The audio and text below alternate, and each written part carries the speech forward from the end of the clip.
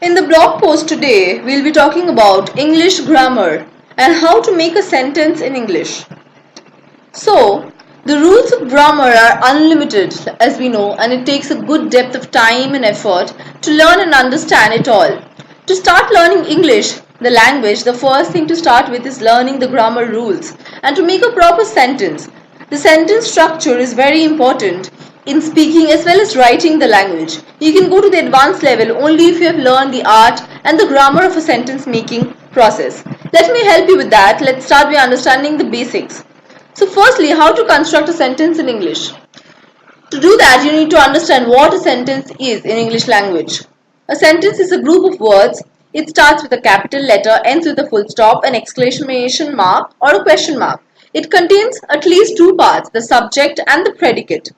So before giving example of a sentence, let me explain what a subject and a predicate is. So a subject in a sentence is a person or a thing about which the sentence is about. For example, I drink water. In this sentence, I is a subject. In this sentence, the subject is a very easy to identify. Actually, the subject is a noun phrase. It is followed by a verb most of the times. The predicate is the part which talks about the subject. For example, in the sentence, I drink water is the predicate as it tells what I is doing. So, I being the subject and drink water being the predicate, drink water tells you the action that the subject is doing. So, I drink water is a complete sentence which has all the three properties of the subject defined above. The next question is, if we make any sentence keeping in mind all the three features of a sentence delineated above, is it a complete sentence? No, it is not so. Actually, the grammar of any subject is complicated. Just putting the words together in a proper order does not make sense. It is necessary for a sentence to convey some sense. So in order to understand the basics of sentence formation, we have to know the types of sentences and what it is used for. The types of sentences on the basis of arrangement of words are simple sentences, compound sentences as well as complex sentences. So firstly, simple sentence is the type of sentence that suggests has the simplest of a structure which only one subject and one predicate. It has one verb and a single subject, idea, thing or person about which it talks about. If, for example, Mahika reads. In this, Mahika is a single verb. Mahika is a noun with its single verb reads that which tells about what Mahika is doing.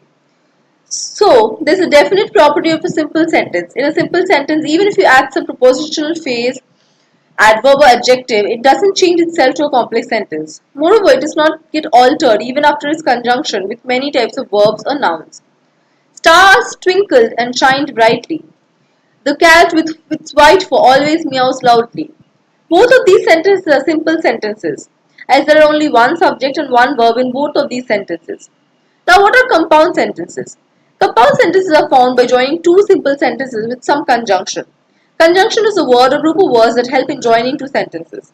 For example, Roger left home and Nadal returned home. In the above sentence, you can notice that there are two simple sentences. The first sentence being Roger left home and the second sentence being Nadal returned home, which are being joined with the conjunction and.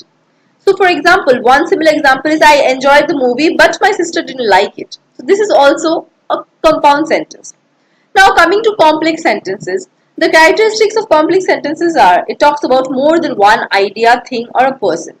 It has more than one verb in it. It has more than one clause in it. For example, I carry only those things in my luggage which are easy to handle. So in this sentence, we are talking about two things. So it makes it a complex sentence. On the basis of the purpose for which a sentence is used, sentences are divided into four types. Firstly, declarative sentences, imperative sentences, interrogative sentences, and exclamatory sentences. Declarative sentences are those which are used to express some definite information. It gives you an information, it conveys an information. These types of sentences always end with a full stop. For example, honesty is the best policy. This is a declarative sentence which gives us an information. Imperative sentences are actually used to order someone or give a command or make a request. These sentences always end with the sign of period. For example, go to the rooftop. So this is a request or an order. Interrogative sentences are sentences that are formed to interrogate or question someone. They do not end with a period sign but with a sign of a question mark. For example, did you order her to leave the room? So this is an interrogative sentence since we are asking a question. Exclamatory sentences are those which are used to express the feelings or emotions. These sentences are not very often used in the academic writing.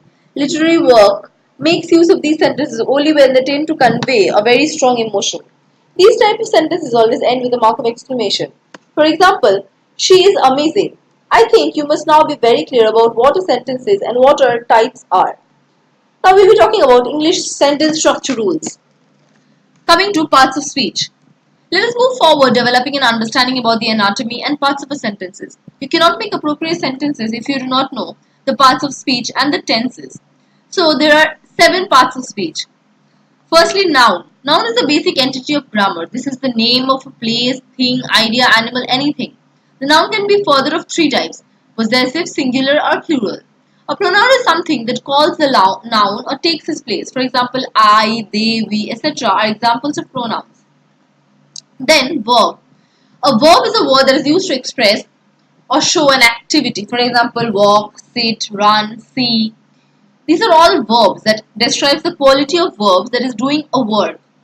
Verb is also used to show a tense by changing its form. Adverb. When some words tell or talk about the verb, they are said to be adverbs. For example, when, why, how, where, etc. are examples of adverbs. Adjectives. Adjectives are those words which are requirement of qualifying a noun. We are using them to qualify any noun. For example, she is wearing a red dress. So red here is qualifying the dress. So red is the adjective used here.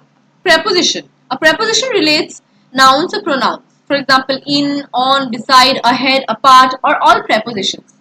Conjunctions, like we discussed, is a word that connects nouns, pronouns, or 2 sentences or 2 phrases of words. Interjection is a word which expresses an emotion. For example, alas, hooray, yippee. These are examples of interjections. Article is a word which modifies a noun. Articles are used mostly to refer to a noun. Punctuations to be used in a sentence.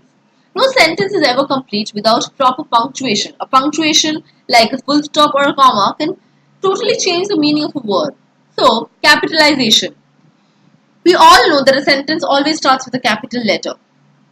Then, question mark. Whenever a sentence is proposed to ask a question, it should end with a question mark. Period or full stop. A usual sentence always ends with a period or a full stop. Naturally, a sentence which doesn't end with an exclamation mark or question mark ends with a full stop. For example, my name is David will always end with a full stop. Colon. It is used to separate a sentence in 2 parts, especially when one part explains the second one. There is a semicolon as well, which is sometimes used in place of conjunction. You will find its common use before words like therefore or however. Commas. These are used in the sentences and they are in need for a pause in the sentence. They are also used to separate the different things, days of months, etc. Apostrophe. It is used to show possession or in contractions. Child's play. There is no more rule for the use of an apostrophe. An apostrophe is used with S if the noun is singular, and apostrophe alone is used when the noun form is plural. Sentence formation in English with grammar. Since we have learned all the parts of speech and the types of sentences, we'll talk about sentence formation. Let us now understand some more advanced grammatical related terminologies that help in constructing sentences as well as understanding the structure. Object. With subject and predicate, there is one more thing worth learning, is the object. The object is the thing or the person upon which the verb acts. For example, we'll make it more clear. The singer is singing a song. Here the object is song. This is the thing upon which the verb is relying. The verb singing depends on the thing song. Transitive or intransitive verbs. They are simple to identify verbs. If any verb has an object attached to it, it is called a transitive verb. For example, she sang a song. So in this sentence, the verb sang has an object song attached to it. She consented. Here the verb consent doesn't have any object attached to it. The sentence is not clarifying that the subject, she consented for what? This is an intransitive verb for sure. Now coming to adverbials. The adverbial words in line with an adverb, that is, it qualifies the verb. But the only difference is that an adverbial, instead of qualifying the verb with a single word, it expresses in detail. He spoke very politely. In this sentence, politely is adverb, but very politely it is the adverbial. Complement. As the adverbial talks more about the verb, the complement talks more about the subject. It sometimes even talks in detail about the object. So let us learn by example, that is, she became a doctor. In this sentence, the complement talks about the object. She painted the wall red. Sometimes we get confused between the adverbial and the complement. With the utmost care and precision and practice only, we'll be able to differentiate between all of the parts of speech, the adverbial, the complement, etc. So, in this section, I have tried to explain all the basic terminologies, the patterns, punctuations, grammar rules, etc. to form a complete, full, meaningful sentence that doesn't involve the complex use of tense structure. Later, we'll be talking about and discussing about the tenses as well. Till then, learn, practice, and understand whatever I have taught. I hope this helps. So, thank you for watching.